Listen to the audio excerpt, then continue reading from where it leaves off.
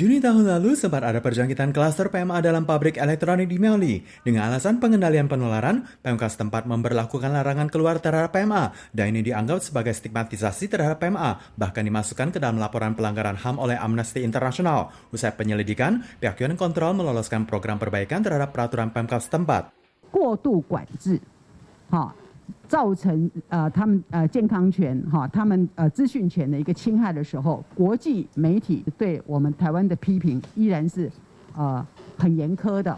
Anggota Yuan Control berpendapat jika MOL masih memiliki kekurangan dalam menjembatani informasi prokes bagi para pekerja migran, sehingga banyak PMA yang memiliki jejak interaksi dengan terdiagnosis, maka perbaikan turut diberlakukan terhadap MOL. Yuan Control menegaskan bahwa larangan keluar bagi PMA tidak saja ditemukan di Miaoli. Januari tahun ini ada PMA pabrik di New Taipei yang juga dilarang keluar. Pihaknya telah meminta MOL untuk melakukan perbaikan. Presiden Amerika Serikat Joe Biden melakukan komunikasi selama 2 jam dengan Presiden Tiongkok Xi Jinping pada tanggal 28 Juli. Berkenaan dengan isu Taiwan, Joe Biden kembali menegaskan jika kebijakan Amerika tidak berubah, menentang cara apapun yang digunakan dalam mempengaruhi status quo Selat Taiwan. Xi Jinping menentang Taiwan merdeka dan intervensi dari luar, sembari menegaskan siapa bermain api maka akan terbakar.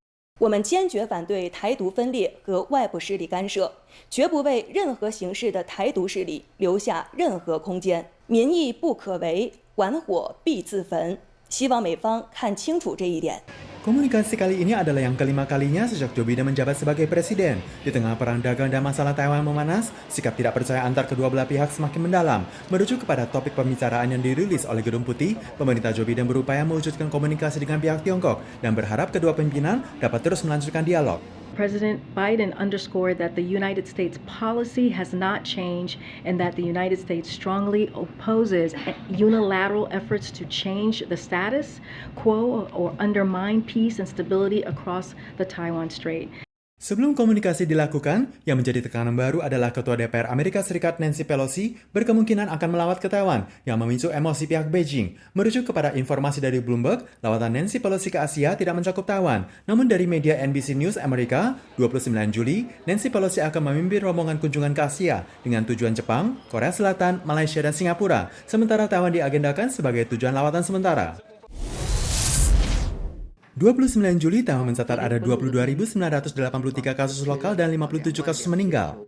Seiring dengan mengganasnya varian BA5, selama 3 hari berturut Jepang mencatat sebanyak 200 ribuan kasus per hari. Apakah Taiwan akan seperti Jepang? Dokter berpendapat jika persentase vaksinasi di Taiwan lebih tinggi dari Jepang.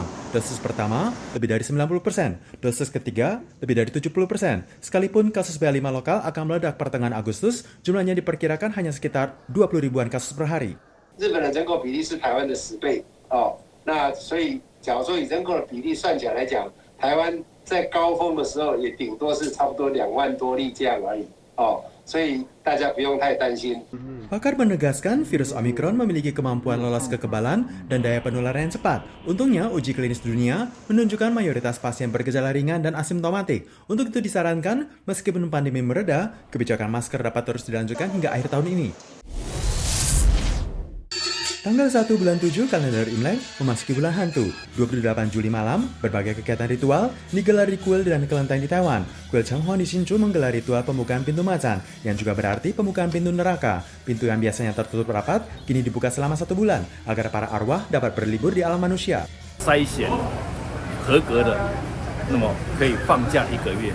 Dulu masyarakat menaati banyak pantangan selama dibukanya pintu neraka. Namun seiring perluasan promosi, kini bulan hantu menjadi momen budaya menarik. Selain dibukanya pintu macan, masih ada atraksi lainnya yakni kyake, yaitu mencari masalah sendiri. 3、2、1， Kuil Laotakong di Keelung juga menggelar ritual penyalaan lentera Choco. Wali kota Keelung, Lin Youchang bersama dengan Kepala Dewan Keluarga Besar Marga Huang menyalakan lentera Choco yang menandakan dimulainya festival bulan hantu. Ribuan lentera Choco dinyalakan secara bersamaan, menerangi jalan bagi para arwah. 29 Juli sore digelar upacara pembukaan pintu neraka, memberikan kesempatan bagi para arwah untuk memasuki alam fana, sembari menerima sesajen dari masyarakat.